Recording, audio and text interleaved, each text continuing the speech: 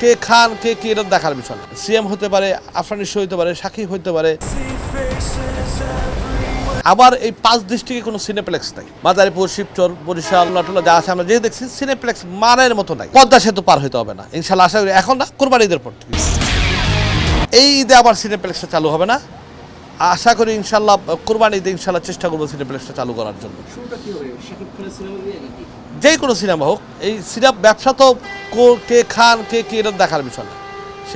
সেইখানে সিএম হতে পারে, আফরান নিশো হতে পারে, সাকিব হতে পারে, তারপর যারা যারা আছে যে কোনো যাদের কপালে প্রথম এই সিনেপ্লেক্স থাকবে, কারণ এই সিনেপ্লেক্সের একটা কারণ আছে। আবার এই 5 ডিস্ট্রিক্টে কোনো সিনেপ্লেক্স নাই।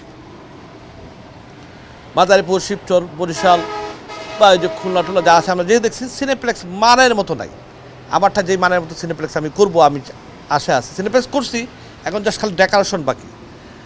তো এইখান থেকে বিভিন্ন ডিস্ট্রিক্ট থেকে ঢাকাতে সিনেমা দেখতে যায় মানুষ, ঢাকাতে যায়, বসুন্ধরা যায়, যমুনা যায়। আমি তো অনেকেরই দেখছি, ভাই ফরিদপুর থেকে আসছি, ভাই গোপালগঞ্জ থেকে আসছি, ভাই বরিশাল থেকে আসছি, ভাই এখান থেকে আসছি। তো ওইখানে তাদের আর যাওয়া পড়বে না, পদ্মা ব্রিজের টোলের আগে নেমে যাবে, নেমে আমার এখানে চলে আসবে সরাসরি। আমার পদ্মা টোলের আগে নেমে আমার এখানে সর্বোচ্চ তাদের 2 মিনিট লাগবে বা 1 মিনিট লাগবে আমার এখানে আসতে। মানে এবং এখন থেকে সিনেমা দেখতে গেলে পদ্মা সেতু পার হতে হবে, পদ্মা সেতু পার হতে হবে না ইনশাল্লাহ, আশা করি এখন না, কোরবানি ঈদের পর থেকে ইনশাল্লাহ চেষ্টা করি। আর খাবারের জন্য, ভালো মানের খাবারের জন্য পদ্মা ব্রিজ পার হইতে হবে না। পদ্মা ব্রিজের আগেই আপনি পদ্মা ব্রিজে আগেই নেমে যাবেন, নেমে যাওয়ার থানার পাশেই, পদ্মা দক্ষিণ থানার উল্টা পাশেই আমার ইলিশ পোলাও রেস্টুরেন্ট। এই কারণে ঘুরতে আসবে, এত একটা সুন্দর ভিউ, চারিদিকে সবুজ, এবং সবুজকে যারা ভালোবাসে, এবং ঢাকার মানুষ এই কারণে আসবে কারণ ঢাকার মানুষ সবুজ দেখতে চায়।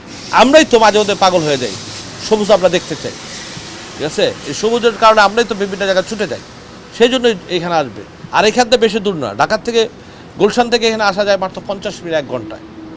এই ধরনের প্রজেক্ট আমার চোখে অন্তত পড়ে নেই।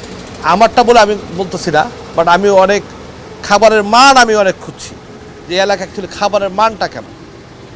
খাবারের মান যদি যাই বা কিছুদিন আমি তখন এইগুলো পারমিশন করার জন্য বিভিন্ন গভর্নমেন্ট অফিসে আমি দৌড়াইছি, গভর্নমেন্ট অফিসের অনেক অফিসাররা বলছে ভাই মানে খাবারের মানের মতো কোনো জায়গায় আমরা যেতে পারি না, বসতে পারি না, অথচ এত বড় ডিস্ট্রিক্ট 2টা, ঠিক আছে?